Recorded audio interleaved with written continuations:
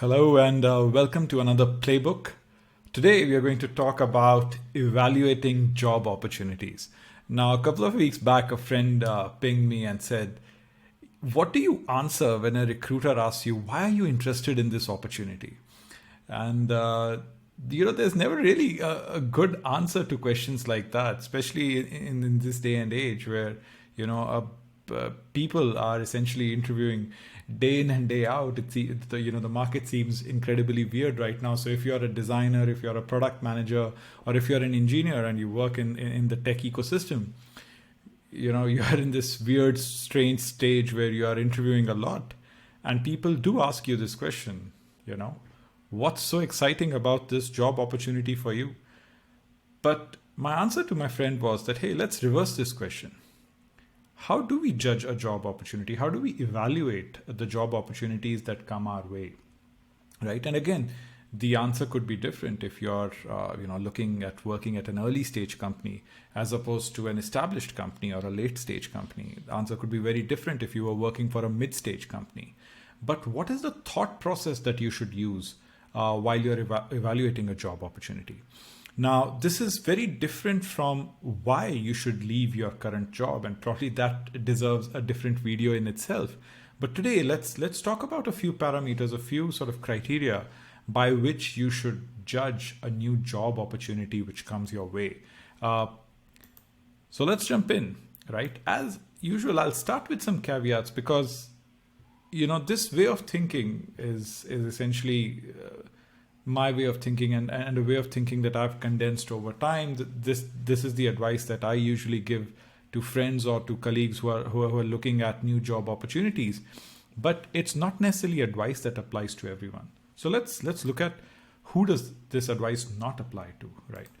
If you've been without a job for a while, right, or if you've been out of a job and you might be feeling a little under stress, you might be feeling a lack of confidence. This advice might not be for you, right? You might not be in a financial position to actually take your time and decide about which job opportunity you should explore. It's possible that you might need a job today.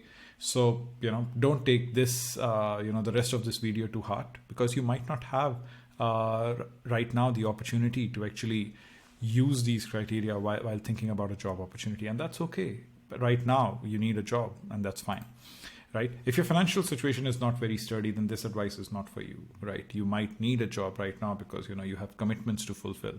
And that's also okay. And the last one would be if you have identified clear skill gaps. Now, if you're, say, you're applying for a UX role, but you realize that there are clear skill gaps in your learning, in your skill set, and you are trying to upskill yourself by doing a course, this advice is not for you because right now you're not ready for taking up that job. So depending on the type of skill gap that you have identified yourself or which the industry has identified for you, sometimes we believe that we are right for a role, but repeatedly we are told that we are not right for a role. Sometimes we have to take a step back and say that, okay, it's time for us to learn. It's time for us to upskill ourselves. And again, this advice is not applicable for people who are going through that process of upskilling themselves, right? Okay, so what's the criteria? Criteria number one is, how do you view the company or the team if it's a fairly large company and you'd be working with one team within the company, right? So say if you were thinking about working for Microsoft, which part of Microsoft would you be working for? If you are working for Facebook, which part of Facebook would you be working for? So that's sort of the team criteria. If you're working for an early stage, mid stage, or a late stage company, but there's just one big product line, then you'd think about the company. So a couple of questions that you should be able to answer for yourself. What does the company do? Are you genuinely interested in what this company is building, right? So whether it's a B2B company, it's a B2C company, it's a B2B2C company, right? It's immaterial. But as long as you have done your homework about what this company does and how revenue is made, how it operates as a business, is it operating in a domain that you are excited about, right? That's the first criteria. What does the company do, right? And if it's an early stage company, is the opportunity big enough? Here, almost think as if you were a venture capitalist, right? If you were to invest in this company, would you? Would you think of this opportunity as a large enough opportunity for you to put your money behind it, right? So, and I know if you're young and in your 20s, you might ask, man, I haven't developed, this skill set of figuring out if something is a large opportunity. Read up about it. See if other people are investing in that domain, right? So if it's edtech, and a lot of early stage and mid stage edtech companies are being funded and they're being funded well, that means there is a clear acceptance that there is a large enough market out there and a large enough opportunity out there. Whether it succeeds or not is a separate question. But the point is, in each domain, there comes a time when you see that the market is hot, or there are a lot of startups coming up in a particular domain, whether it's right now in late 2021, the reality is edtech companies are doing really well. B2B companies are doing really well, right? So sometimes there are these domains which get really heated up, and you should understand whether, is it the right time for me to work in DeFi, or is it the right time for me to work in crypto? And think about that, right? Like, think about what the company is going to do. Think about the domain. If it's early stage enough, think about whether is this the right opportunity for you, and is the opportunity big enough? Answer that question for yourself. Because if you're going to work in an early stage company, you have to work in a domain where the opportunity becomes really, the opportunity is there, and it will become bigger over the next couple of years.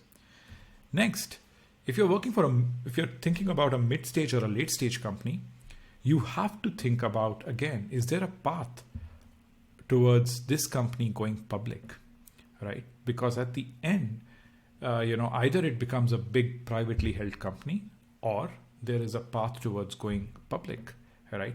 Which is an admission to the fact that this company is doing well. So again, in early stage companies, you have to think about the size of the opportunity.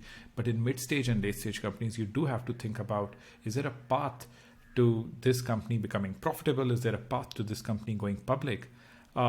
Because, and we'll talk about this in the part around earning, your own sort of outcomes and your own incentives are very closely tied to that. If you're working for early stage companies, have a very clear sense, and this is something you should speak to founders, to people at the company. Do they have a long enough runway? Do they have enough money in the bank to survive for 12 months, 18 months, 24 months? Typically at an early stage, very early stage, most companies would have 8 months to 12 months of runway, but at Series A level, a lot of companies should have at least 2 years of runway. So you should think about it. What happens if the market suddenly contracts? What happens if the economic conditions are not similar to what they are right now? What happens if the founders are not able to raise their next round as easily as they were able to raise previous rounds? So these are questions that you should ask. But essentially with these questions, now same questions can be applied to at a team level. So if it's a really large company, it's a Google, it's a Microsoft, it's a Facebook, and you're going to work at a larger company, you should think about what's the appetite of this large company to go after this new category, right? If this seems like a new market for them, or it feels like a new opportunity for them, are they really going to, put their money behind it and put their resources behind it? So again, the same set of questions apply to new team being built at a much larger company. But essentially you have to answer the question, is the opportunity big enough? Next, let's look at the next criteria. People. And this is a criteria which I often see ignored a lot, especially by younger people, but even by much older people, right? Who are the founders? So, at very large companies, this might not matter because you might not be working with the founders, but at early stage to mid stage, where the founders still have a lot of control of the organization and still define the direction, the vision for that organization, it's very critical. Who are the founders? What kind of track record do they have? Were they operators, right? Have they built other businesses in the past? Even if they're young people, what kind of conviction have they shown? Watch their interviews, see if there is a way for you to directly engage with them and figure out, are they the type of people you want to work with? Are their ethics in the right place? Is their personality the kind of personality you would gel with, right? Are they inspiring enough? Who am I going to report to? The single biggest reason for why people leave companies is because of their bosses. Surprisingly, people do not seem to take who my boss is going to be into account when they're joining a company. Imagine if this is the single biggest reason for you to leave, because a boss, your manager essentially is the one who decides how you spend your time at a company. Then isn't it important for you to figure out who your manager is going to be? I have spent a lot of time always to figure out who I'm going to be working closely with, how I can align myself with them, right? So please make sure that you interview your potential manager. You spend time with them. You ask them a lot of questions because you want to be sure that you want to spend the next couple of years with them, right? And working for them. Next, what's your team going to be? So if you're an engineer, who are the other engineers who are going to work with you directly? Who is going to be your product manager? Who's going to be your product designer? And again, I don't see a lot of people asking these questions. When they join a team, when they join a pod within a larger company, they never seem to want to know who are the people I'm going to be working with. But it's very critical. Why? At an early stage or a mid-stage company, if the caliber of people around you is incredibly high, you are going to learn a lot from them and your own caliber is going to go up.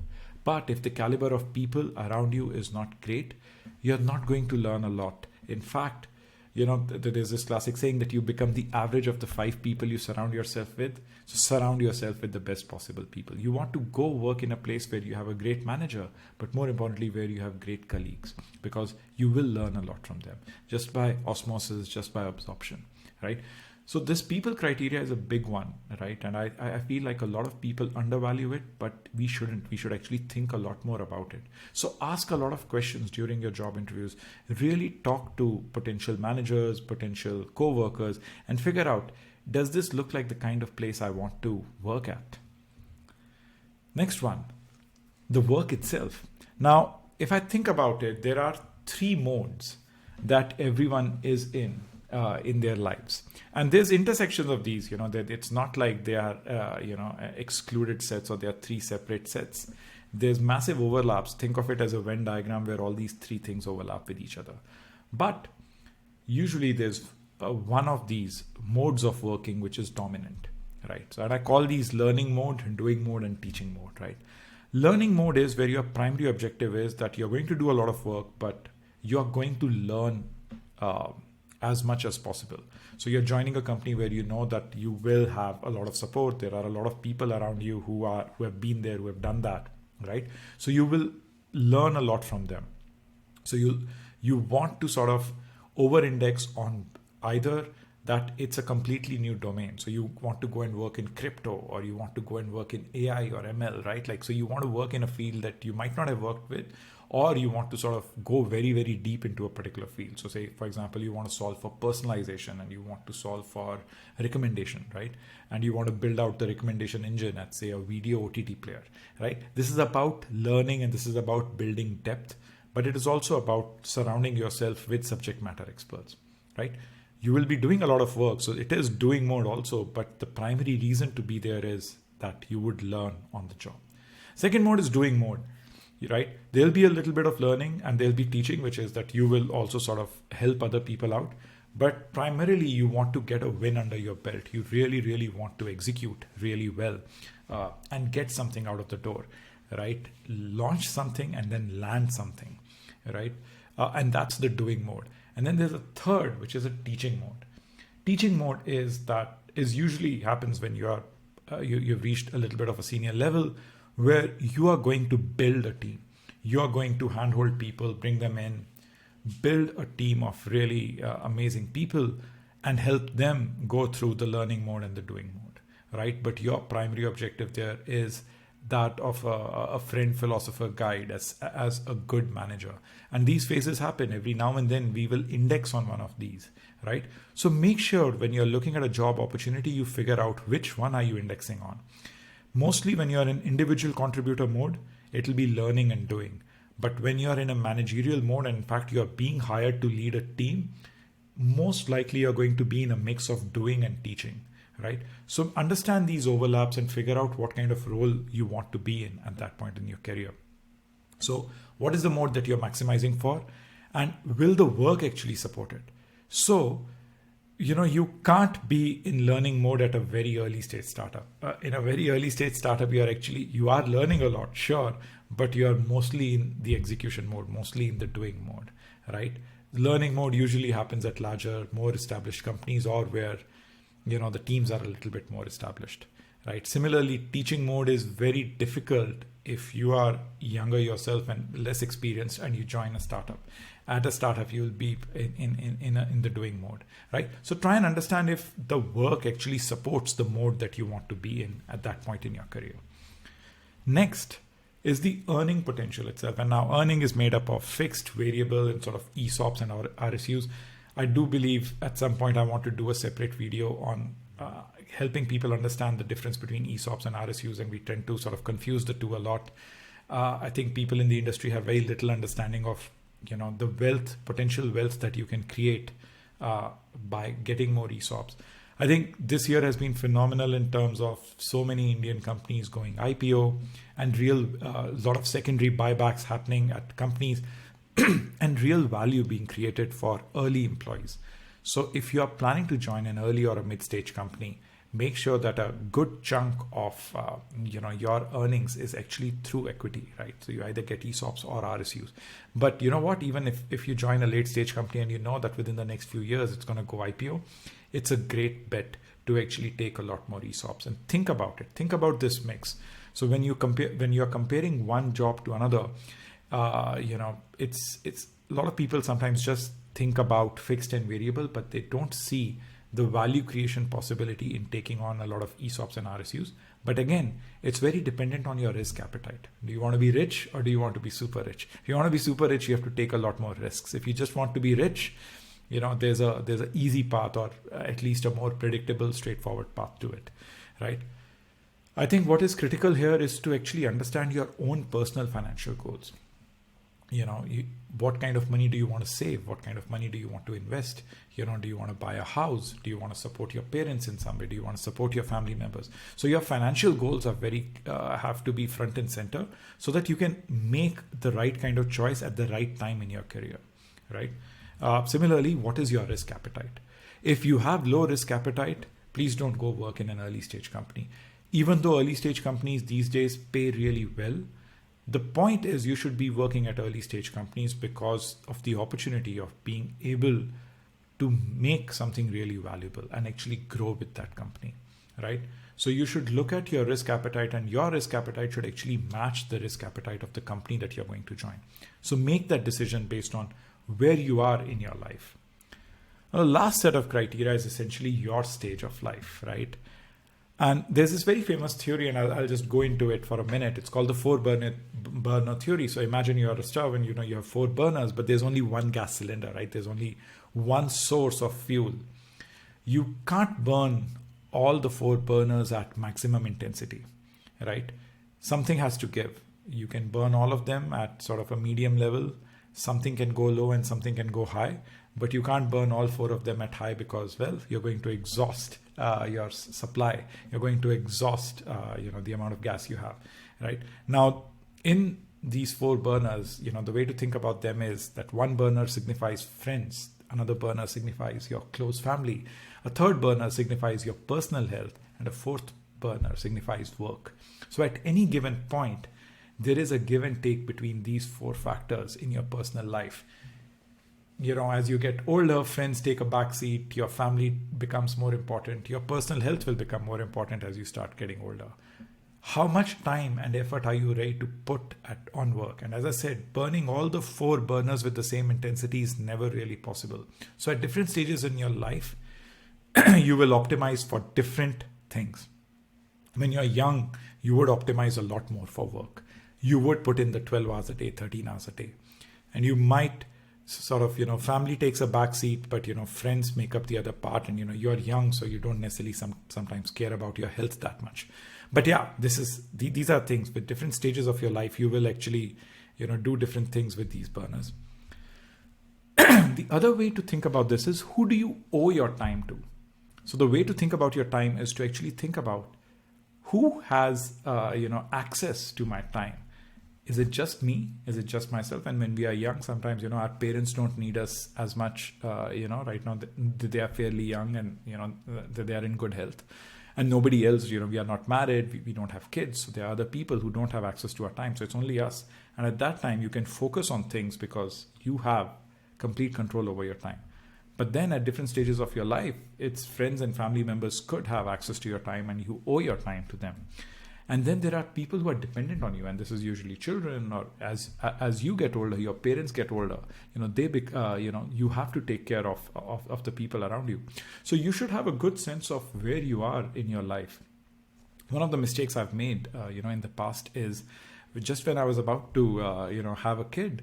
I was at at a startup trying to launch a new product, and these two things together caused a lot of chaos in life. It was a bad idea at that point to leave my job and get into another job. In fact, it might have been a bad idea at that point to be in an early stage company itself. So again, there is no hard and fast rule. I know people who have kids and simultaneously do a startup. Both husband and wife sort of become co-founders and do a startup while they have a kid, right? My own wife did that, right? She started a company when we were, having a kid. So different things work for different people, but you have to realize this about yourself.